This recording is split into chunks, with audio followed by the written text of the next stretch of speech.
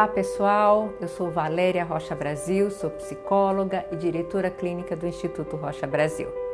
Hoje eu quero conversar com vocês sobre um tema muito conhecido de uns anos para cá, chamado de saúde emocional. Hoje tem se falado mais em saúde emocional, inteligência emocional, do que já se falou há alguns anos atrás. Por quê? Porque por mais que você tenha um QI elevado, que é quociente de inteligência, uma inteligência muito mais racional, se você não tiver uma inteligência emocional, você sabota todo e qualquer tipo de trabalho que você possa desenvolver com esse grande potencial que você tem mental de um quociente de inteligência.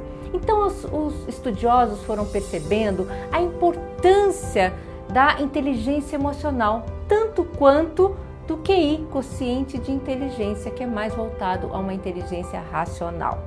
Então seria bom nós conversarmos um pouco sobre isso para entender, mas afinal, o que é saúde emocional? O que é inteligência emocional?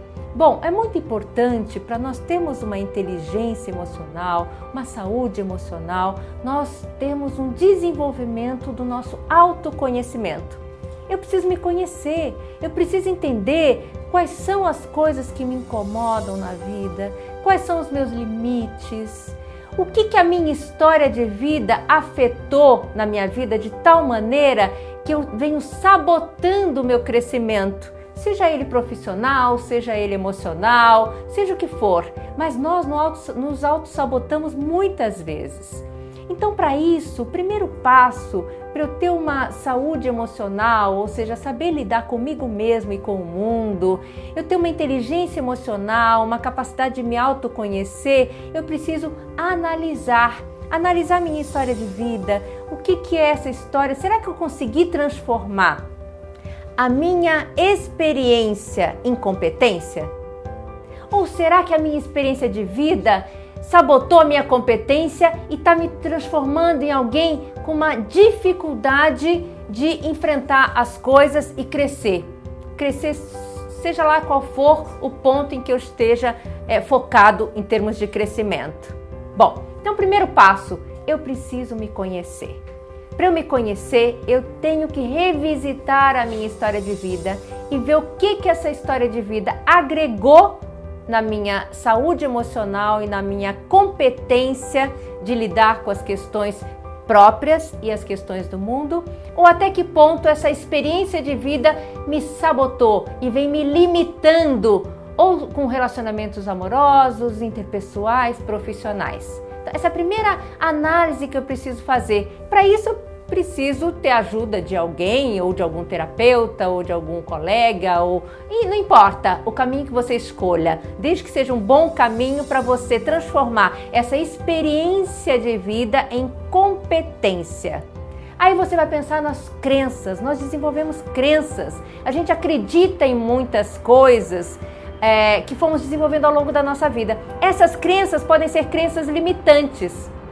Por exemplo, se você cresceu acreditando que você não é uma pessoa simpática, não é uma pessoa bonita, agradável, cativante, se você acredita nisso, então você vai construir a sua forma de se relacionar com o mundo de tal maneira que você vai fazer de tudo para provar para você que essa crença é real.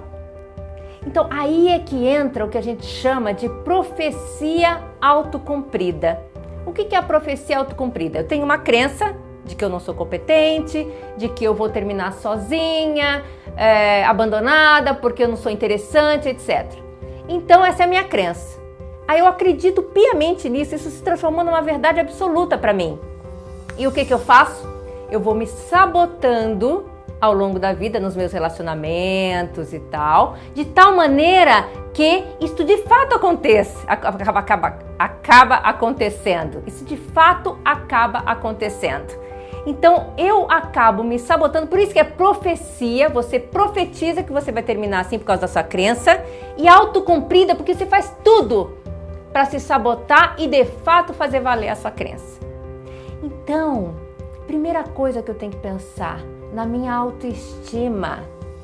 Eu tenho que acreditar em mim, eu tenho que me valorizar, não demais, né? Porque também excesso de autoestima faz com que eu não enxergue as minhas limitações e não permita que eu tenha pontos a serem desenvolvidos. Então, presta atenção na sua autoestima.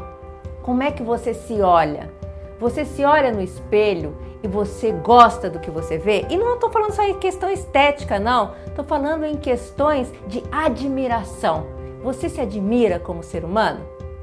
Se você se admira por uns pontos e as pessoas que estão à sua volta, isso corresponde, opa, então realmente isso pode ter a ver comigo. Quer dizer, a forma com que eu estou me enxergando tem relação com a forma com que as pessoas estão me enxergando. Então está coerente.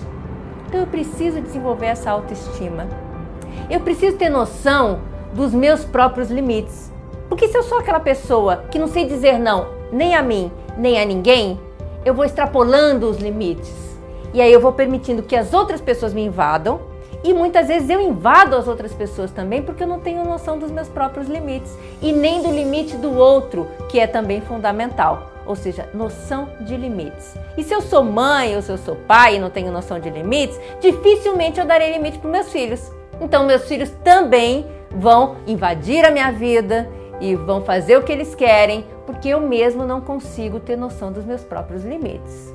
Então a capacidade de lidar com a minha autoestima, acreditar que eu sou competente, a capacidade de ter noção dos meus próprios limites, a capacidade de frustração, de errar, entender que errar faz parte do aprendizado e não é sinônimo de que eu sou, tá vendo? Eu sou incompetente, eu acabei errando, então eu não aceito meus erros, porque errar para mim é um sacrilégio. E não, errar muitas vezes é fundamental no processo de aprendizado. Não tem como não errar na vida, isso faz parte da vida.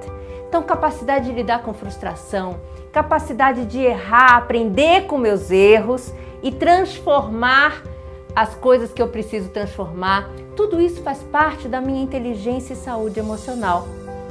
Outra coisa muito importante, a capacidade de dar respostas criativas diante de uma situação que não está legal. Se eu coloco a responsabilidade fora de mim, ou seja, eu sou infeliz porque o governo é isso, porque o país é aquilo, porque a cidade é isso, porque meu marido, minha esposa, minha mãe, meu pai. Se eu começo a responsabilizar o mundo pela minha infelicidade, isso impacta diretamente na minha saúde emocional. A minha saúde emocional tem que ser algo que está nas minhas mãos e não nas mãos do outro. E para isso, eu preciso arcar com a responsabilidade de lidar com qualquer situação na minha vida. Então, por exemplo, não adianta eu dizer assim, a pessoa está me prejudicando, a pessoa é má, se essa pessoa não mudar, eu vou viver infeliz. Não, a primeira coisa que eu tenho que fazer é desempoderar.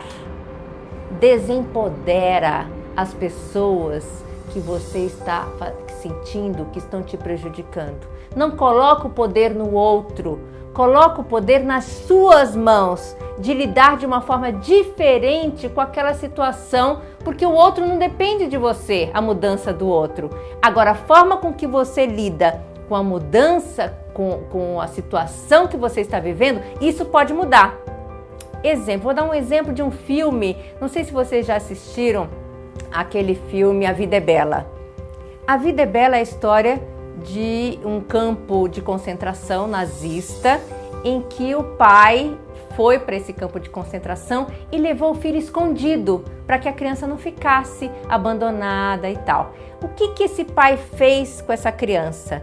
Ele fez de conta, porque era uma criança numa idade cuja fantasia devia ter uns 4 aninhos, uns 5 aninhos. A fantasia é muito forte nessa idade. Então ele reforçou a fantasia do filho falando que ele estava numa colônia de férias e que aquilo tudo era uma gincana. Então quando entrava o homem da Gestapo, aí o pai dizia assim, não, se esconde porque daí nós vamos ganhar vários pontos se eles não te acharem, não sei o quê. Ou seja, olha que resposta criativa que esse pai deu para uma situação cujo contexto era assim, fatídico para aquela criança, e eu tenho certeza que essa resposta criativa desse pai fez com que aquela situação grotesca impactasse no emocional daquele filho de uma maneira mais amena. Então, isso é que nós precisamos aprender, a dar respostas criativas diante de um contexto que nos faz sofrer. Isso é inteligência emocional.